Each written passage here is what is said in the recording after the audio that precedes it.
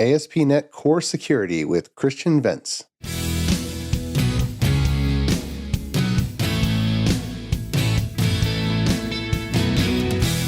The Azure DevOps Podcast is a show for developers and DevOps professionals shipping software using Microsoft technologies. Each show brings you hard-hitting interviews with industry experts, innovating better methods, and sharing success stories. Listen on to learn how to increase quality, ship quickly, and operate well.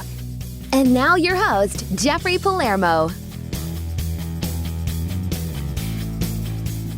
Welcome to the show. I'm Jeffrey Palermo, your host for helping you and your teams move fast, deliver quality, and to run your software with confidence in Azure, all while using everything that the .NET ecosystem has to offer. This podcast is sponsored by ClearMeasure, a software architecture company that empowers .NET teams to be self-sufficient and able to deliver world-class results using its ClearMeasure Way methodology. My architecture forums are going strong. First announcement, signups are up for the next sessions. And so if you lead a software team and are looking to collaborate with peer architect leaders, then you can go ahead and sign up at the link in the show notes. And for those of you who are looking for Programming with Palermo, my video podcast, just go ahead and search in any of the directories and you'll be able to find it. And you'll be able to find it also on YouTube. So let's get into the guest today.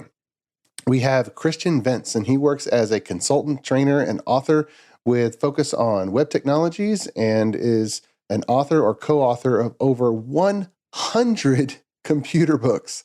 And he regularly contributes to various IT magazines and speaks at conferences around the globe. Christian holds a diploma, which is the German equivalent of a master's degree in computer science, and one in business informatics. And in his day job, he is one of the founders of a web agency, Arabiata Solutions, and we'll include a link to that in the show notes. And they have offices in Munich, Germany, in London, UK, and he also frequently works with development teams to make their applications better performing, more secure, and more reliable. Christian, welcome to the show. How are you, sir? Thanks for having me, Jeffrey. Long time no see. That's right. That's right. We've sort of known each other for what, 2011? What is that? 12 years? When we first met, maybe? You're MVP since, I think, 2006 or 7. Is that right? Yeah. And maybe even longer. 2004 was my first year. So long time, my friend. Of course, you're in Europe and I'm in the US. But you've written 100 computer books. I want to dive into that. It's just a side hobby. How many per month is that? When I was younger, right? When I was younger, no, I found out that writing books is something that I enjoy and I'm pretty proficient at, also speed wise. So again, when I was younger, I was writing, well, actually a few a year, but this has since then stalled down significantly. So nowadays I am still maintaining some of the books where the topic is still relevant, so updating it to the latest version. And very, very rarely I sometimes even do a new one. So actually I did write a new book last year, ASP.NET Core Security. It's a book which I always wanted to write, but never found the time to do so, or wasn't pushed hard enough into doing it. And so eventually I was approached at the right time by the right publisher, and then I did it. And I mean, I love web application security. Mm-hmm. It's a thing, as a topic, I kind of found this as a topic for myself over 20 years ago, in 2001 or 2. And, back then, again, I was younger. I was still writing books instead of having a proper job. Mm-hmm. And I thought, okay, that would be a temporary thing, because security, that sounds like something that is automatically there, and tools getting better, we as developers getting better. It wouldn't be a problem at one point in the future. That's what I thought back then. Look where I am. So security is still an important topic. Actually, to me, I don't know what you're thinking, but to me, the situation seems to degrade by the week. Well, right? I have a lot of questions about security for you. Before we get into them, just so the listeners understand, if they've never read any of your books or heard you speak, just your breadth of experience, kind of go back in time for us. What are all the technologies that you've worked on? Just give us some of the high points of your experience so the listeners understand where you're coming from. Yeah, actually, that's pretty easy. So I made a major decision 25 years ago now that I would focus on doing web applications. Back in the days where it wasn't considered real programming, but how the way things kind of turned it in my favor. So I said I would always focus on what the majority of the market is doing, right? So front end stuff is front end stuff, and on the back end, I started with ASP, active server pages, classical ASP from Microsoft, in the 90s, and PHP, because they have the same age actually. So they were released in the same year. And then I've been sticking with PHP, which is still going strong. And then ASP, the ASP side of me, so to speak, was then gradually replaced by ASP.NET, web forms, then later ASP.NET MVC, and now I'm a happy ASP.NET Core user and developer. And there's some other things which I touched, but I mean, how many people are listening into that podcast? Hopefully no one Thousands. who knows me, because I've done a little bit of Flash, maybe even some Silverlight, but I was young, and yeah. But I've seen a lot of things come and go, but I'm still thrilled that web applications are running so strongly these days, if they are secure. Right. And that's a topic that won't leave me. I'm afraid. Well, let's dive into that before we get into just ASP.NET Core specifics. Let's talk about security. In your book, you go over the OWASP top 10 and like insecure design and broken access control and server-side request forgery, but just the whole landscape. Before we get into here's what you should do in ASP.NET, how should people be thinking? What are the biggest threats and what shouldn't be ignored? So you already mentioned the OWASP top 10. So the OWASP is for those listeners who haven't encountered it, is the Open Web Application Security Project, OWASP.org. It's a non-for-profit organization that's kind of fostering web application security by providing lots of documentation, tooling, checklists, guidelines, and one of their most popular offerings or publications is a list of the top 10 security risks for web applications. It's not vulnerabilities, because that would be just focused on attacks, but risks, because everything in life actually is risk assessment and risk management, right? You can wait for the green light before crossing the street, or you can jaywalk, right? Depending on the state, there is a higher risk involved or not, both fine-wise and risk-wise. And the same thing applies for web application security as well. Most security measures come with a cost.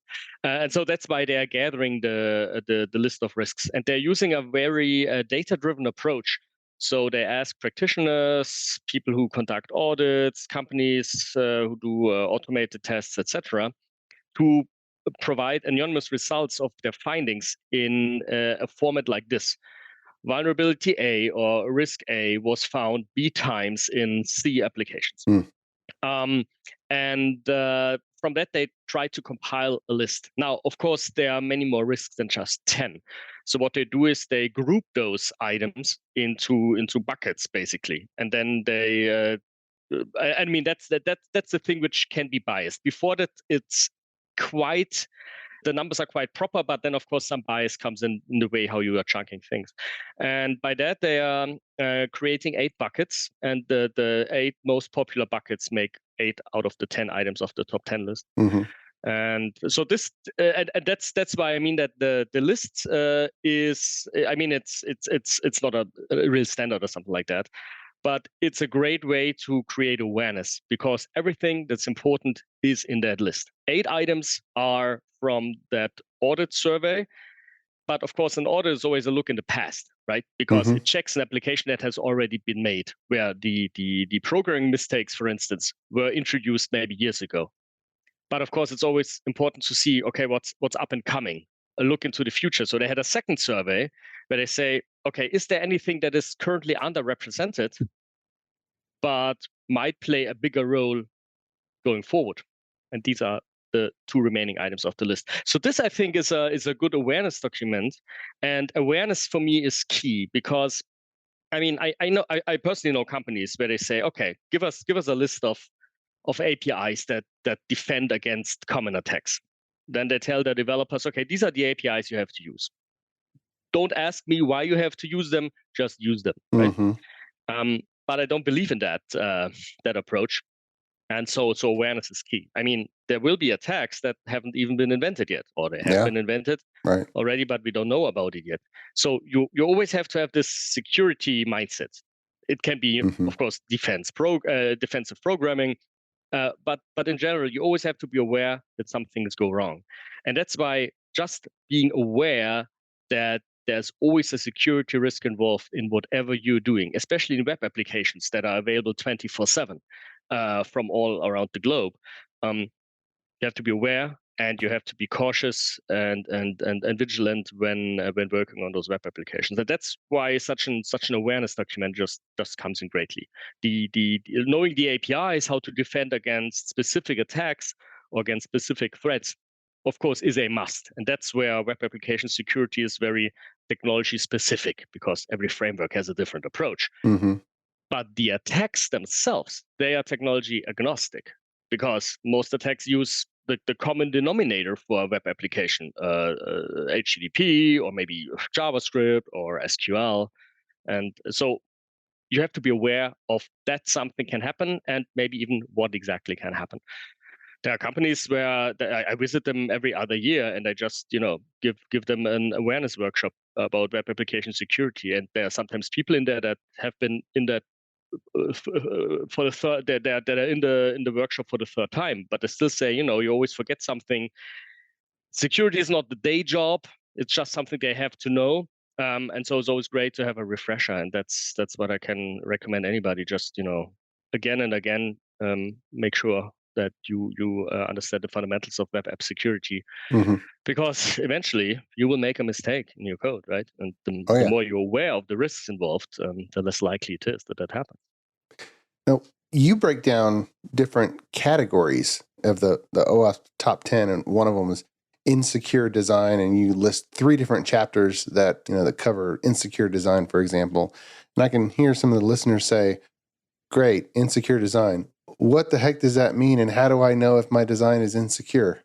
Well, how do you think about that? That's an excellent point. Insecure design actually is a new item in the latest edition of the top 10 list. So currently the latest edition is the 2021 edition, and there's a new version out every 3 to 4 years. And insecure design is one of those which drew most of the criticism, because some of the other items on the list. So for instance, the third item is called injection, right? And I mean, there are some surprises in there, but that's something where you have an image in your head. Or broken access control is the top item, right? That's something where you say, okay, this sounds like a risk. It sounds like there are specific attacks. There might be specific countermeasures. Everything is actionable. Insecure design, I wouldn't say that's actionable. For me, that's real hard. And the way this grouping works is, there is this enumeration scheme, CWE, common weakness enumeration, which basically assigns a number to each risk or attack. So, for instance, let's say a SQL injection has a number. Server-side request forgery, which you mentioned, has a number. And so I think the first item on the top 10 list has over 35-ish of those CWEs involved, also for insecure design. So insecure design, I think, also has 30 or something. And there are it's a complete mixed bag. So for instance, one of those items is using an HTTP GET request if you have sensitive data in the request, which, I understand, right? But is that, I mean, in a way it is insecure design, right? So I have to give it to them. But insecure design is also something like storing passwords in clear text somewhere on disk. Yeah. Which is a completely different kind of risk, right? Right. And so the idea was, when I finished writing the book, I thought, okay, to see whether what I've been covering kind of matches the top 10 in a sense of not having forgotten anything significant. I was going back at the very end and then said, okay, this item in the top 10 list is, at least in part, covered in those chapters. And so great that you picked out that example, So insecure design isn't like this one thing where you say, okay, do A, B, C, and you're done. It's a mix of many smaller aspects, and that's why it's covered in 3 chapters, because several of these different, for instance, the password storage. I talk about securely handling passwords, right? So that is covered there. But I mean, and that's hard to describe in a book which is aimed at programming. The one thing you should do when we talk about insecure design is you have to work on your development lifecycle, right? I mean, I hate shift left as a term, right? Because it turned into a marketing thing, right? But the earlier you have security as part of your process, the better it is. Well, that's a good buzzword.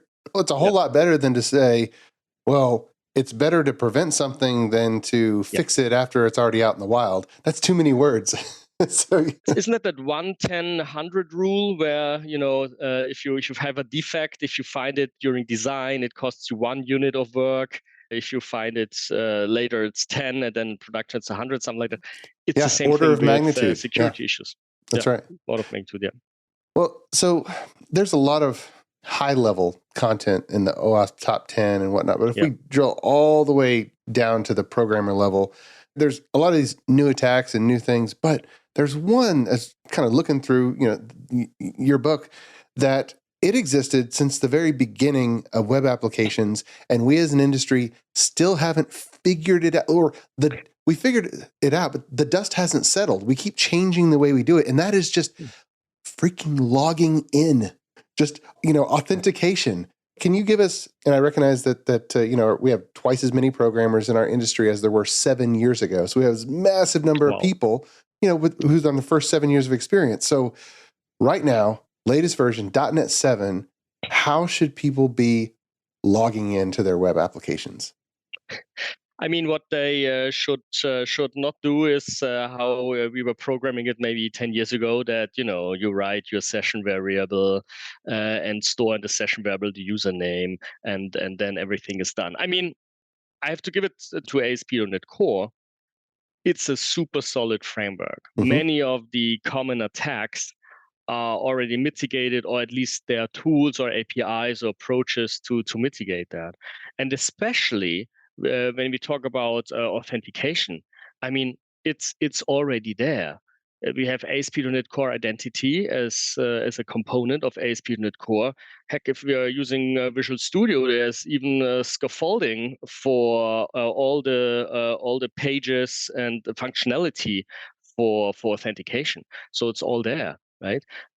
That's maybe because other frameworks approach a similar thing, that people stop writing their own authentication mechanism and persisting the currently logged in user.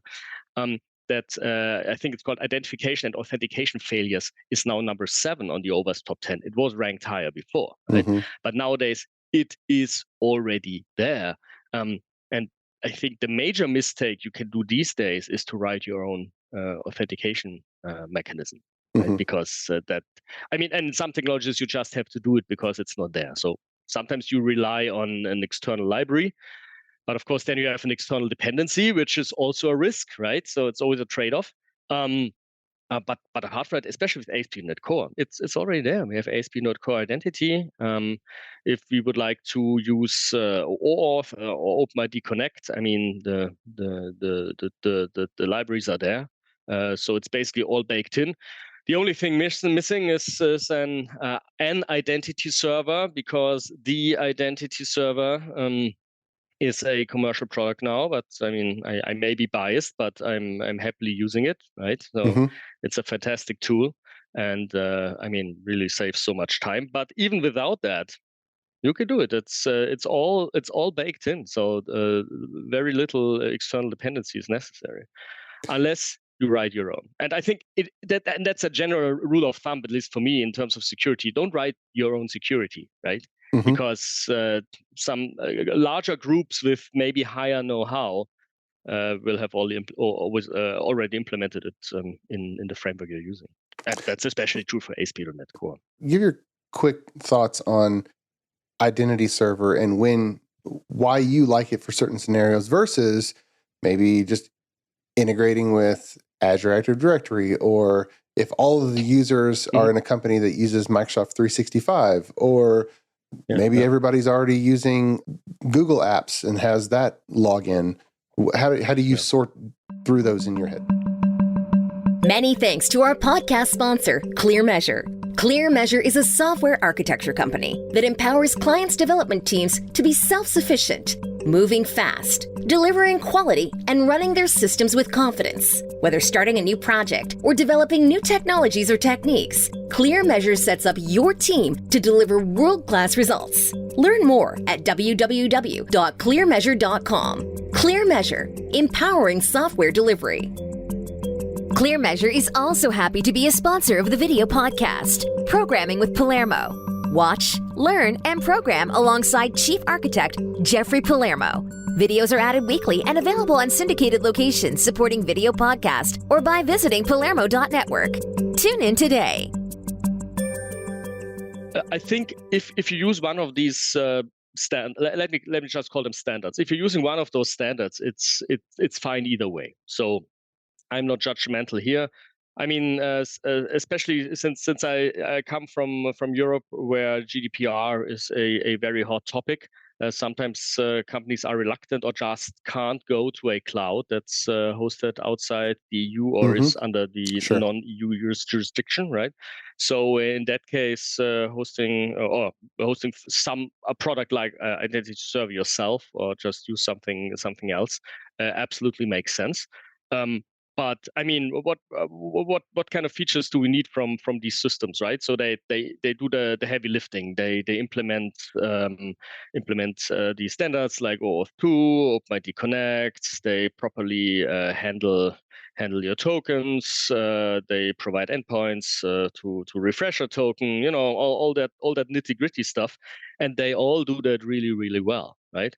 I mean, years ago, I was writing functionality like this myself, right? Because the tools were not there, the frameworks were not there. But it's hard work, and I mean, it's getting more and more complicated. The one thing I do like about Identity Server, though, is that for single page applications, a rather recent trend is that if you want to secure them with authentication, you are, or at least many are moving to the BFF pattern. So that's not best friends forever. It's backends for front ends. Yeah. And so the idea is, and I mean, I simplify this a little bit, that the single page application talks to a server, a backend, and that is secured by a session. And that backend is then handling the tokens, because there's always a risk that someone is stealing your token, right?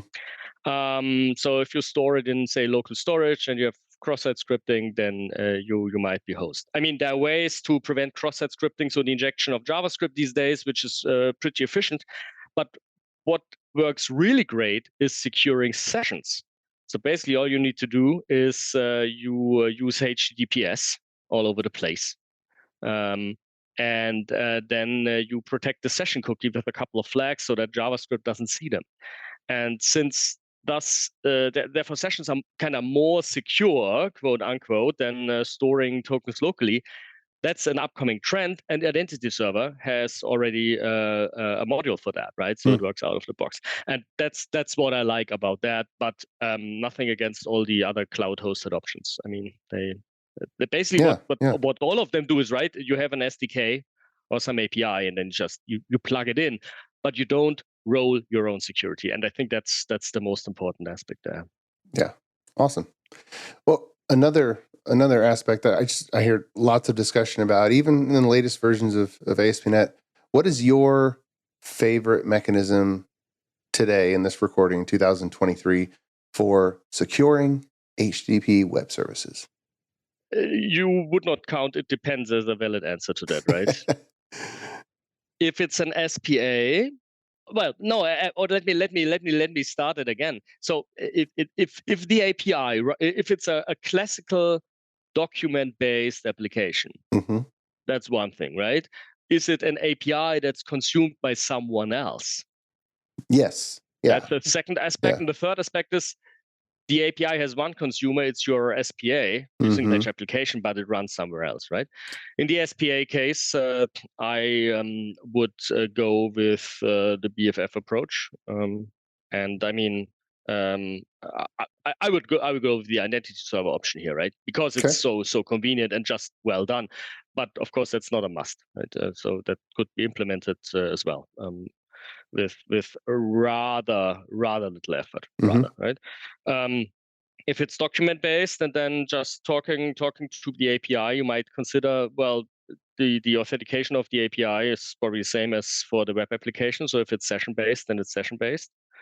But if you have an API that is consumed by someone else, it also depends. I mean, you can do OAuth or OpenID Connect. Well, let's just say OAuth. You could do OAuth, but then on the other hand, you still need the system to issue those tokens, right? So if you could use whatever, either Microsoft's or Google's, or you can roll your own. But in most cases, I would use a token. Most of the time, we're using JSON Web Tokens as the format, right? And that's what you use for securing that. But there's I mean, there was this kind of notion a couple of years ago that sessions should be avoided, and serverless is still a very hot topic, and I see a lot of value in that. But from a security perspective, sessions are not as problematic as they may have been a couple of years ago, because nowadays they can be secured. 10 years ago, session attacks were riding high. Right. Now you said JavaScript web tokens. I think when a lot of people see web token. Sorry, you're right. JSON web token. Yeah. When a lot of people see JWT, and at first I even looked, I'm like, JWT, Java? So I have to be honest with you that the very first time I saw that, before knowing what it is, I thought it would be a new Java framework. Right. So I just said, okay, let's look at something else first, but that was not a good idea. For people who have no idea what a JSON web token is, can you kind of give your description of JWT? Yeah, of course. So the idea is you have a token, and that token consists of basically three parts most of the time. So the token is a string, and the string is base 64 encoded, right? So it's converted to digits and uppercase and lowercase characters.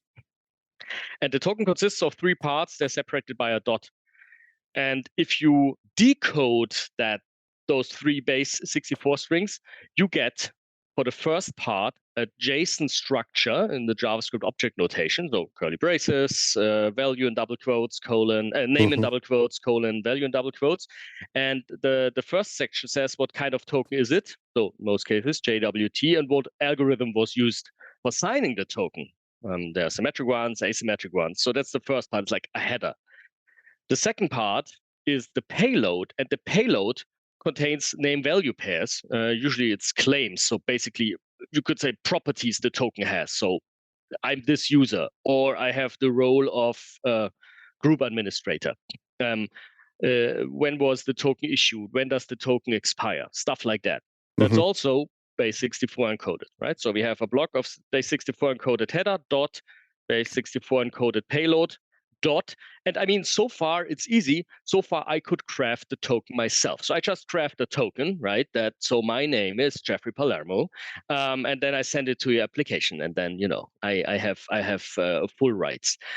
The third part is the signature, and so this token is signed. And of course, that makes it hard for me to craft a token when it's signed with your secret key, for instance. And that token is then usually sent as an HTTP header to, say, an API call, and then can be validated by the server. The server then checks whether the signature is valid, and then could check other things. So for instance, sometimes there's an audience. So for which website was this token issued? The reason being, maybe you have one set of users, but then you have a staging system and a live system. A token issued for the staging system should not be valid on the live system, right? And so that token then can be sent as part of the request. and then you don't have a session that's open, and in that session somewhere on a server data is stored, like what kind of user is that, but you're stateless now. So the API gets this token, sees the token is valid, and then within the token sees, okay, this user has the privilege to view order data, and then can return order data or not. I think that's a huge breakthrough compared with 10 years ago, 20 years ago, beyond, because it kind of lets you hand off an envelope of stuff inside, and then they can pass it back to you, but you can have any number of nodes in a web farm or any number of container processes running it, and you don't have to have sticky sessions, but yet you can have confidence that they did not open the envelope or change anything inside of it. Yeah, they didn't change it. Yeah, exactly. I mean, the signature comes after the payload data. So if someone was to intercept the token, they would be able to see what's inside the token, right? But they cannot change it. So they cannot turn Christian into Jeffrey or vice versa, right? But if they have the token, it's like a key, right? If they find the correct lock, they can send the token to that endpoint. So the token needs to be protected. Yeah. We could go on and on about this topic as we round up the end of our time here. In your book, you also go on a chapter about audit tools.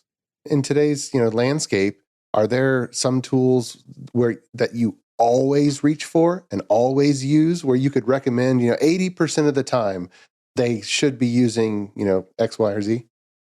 Yeah, I mean there are different aspects to auditing. I mean, you could first of all you can differentiate between statically auditing or dynamically auditing an application, right? Statically is you're checking the code.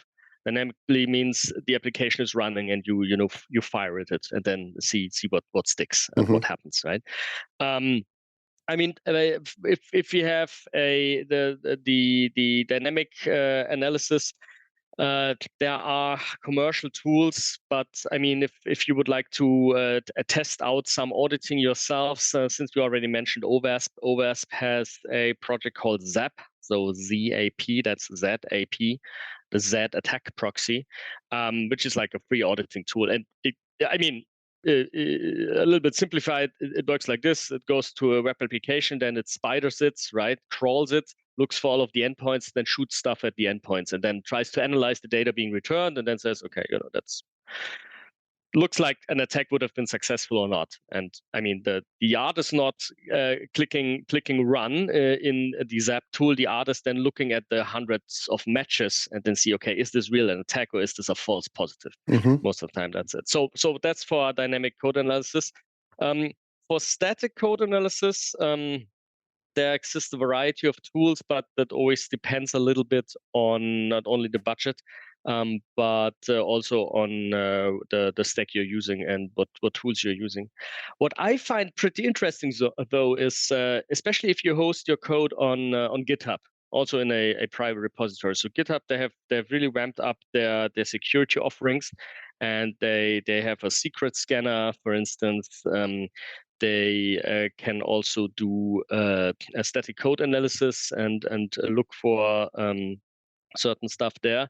And what I also like is Dependerbots, because what I find a lot is that, and I think that's number 6 in the OWASP top 10, vulnerable and outdated components. I mean, I think I always have too many NuGet packages, but I still try to keep them at a limit, especially non-official ones. With non-official ones, I mean not Microsoft ones, right? So it sounds harsher than it is, because for every dependency I'm using, I'm owning the security of that dependency. And it's getting even worse if we have a single page application framework with lots of JavaScript, because then we usually have a lot of npm or yarn modules. And what Dependabot does on GitHub, it scans for outdated versions and just then informs you, even creates a pull request for you to update the dependency. It's of course still your responsibility to then actually verify that after that update, everything continues working. So if you have a high test coverage, you have the confidence that could be the case. So I think that's an important factor for security, that you have a high test coverage as well, so that you can update things. But yeah, so that's I think what I would be using. But yeah, apart from that, Automated code scans is an interesting tool to help with an audit, but please don't run it and then just do the executive summary and say, today I found 150 things, which could be 100% false positives, and yesterday 160, so the application got more secure. No, it's just the starting point of a real audit, and should really be used in order to find any issues, not to kind of automatically flag or create a chart which gives a false sense of progress. So you mentioned the automated code scans. What's your favorite tool for even doing that?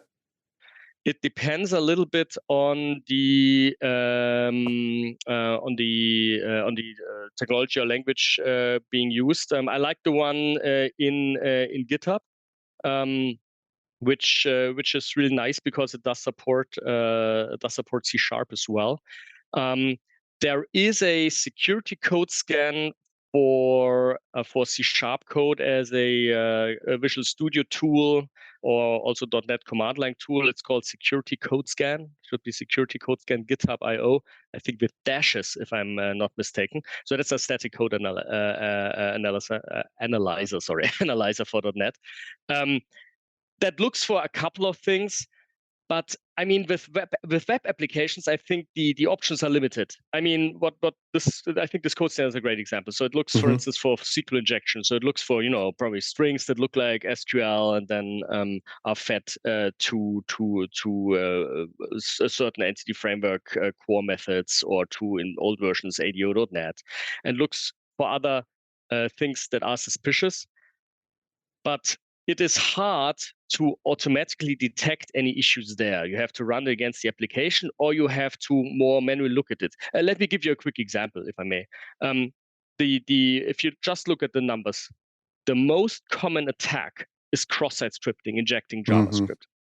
Now, when you output something in an ASP.NET Core application, you usually use the add character, right? And then whatever, the property of your model. This automatically HTML escapes the data, which prevents, 98% of cross-site scripting vulnerabilities in a way, right? So you have no idea about cross-site scripting, but by using the add character, you are safe. But it only works in HTML. If you use that in a JavaScript block, the escaping is incorrect, because ASP.NET Core has no clue that we are in JavaScript now, and rightfully so. So you have a vulnerability, hard to find with scanning. I mean, you could have a hunch, but still. And the other aspect is, instead of the add character, you can use add HTML.raw, which does not do escaping. You need this if, say, you read data from a database and you know that there's HTML markup and you would like to output that verbatim. But does that mean that HTML.raw means we have cross-site scripting? No, it only means we have cross-site scripting if the data that's output could come from an attacker. Yeah. And this is hard to find with a static code analyzer. Yeah. So that is, especially in .NET space, I find it really hard. There are other languages where static code analysis is a little bit easier. If it's outside the web, I mean, if you talk about C or C++ code, there static code analysis is really, really, really worth a lot. But in .NET space, I think doing a dynamic code analysis, attacking a running web application, is probably the more bang for the buck approach there. Or you do a manual code analysis and look for certain patterns. So looking for HTML.raw, but then for each value that's output there, you backtrack it to the source and then decide, is that tainted or not? Right. Awesome. Wow. This is a lot of information. Yeah, we could go on for a long time around ASP.NET Core security. But you have an entire book that goes deep into all of these. We will include a link to that book in the show notes, and easily searchable and found. But man, thank you so much for coming on the Azure DevOps podcast and talking to us about web security. Thanks so much. Thanks for having me. Thanks, Jeff. Oh, my pleasure. And until next time, keep shipping. You've been listening to the Azure DevOps Podcast, a show for developers and DevOps professionals shipping software using Microsoft technologies. Go to www.azuredevops.show for show notes and other episodes. On behalf of your host, Jeffrey Palermo, and our sponsors, thanks for listening, and may God bless you.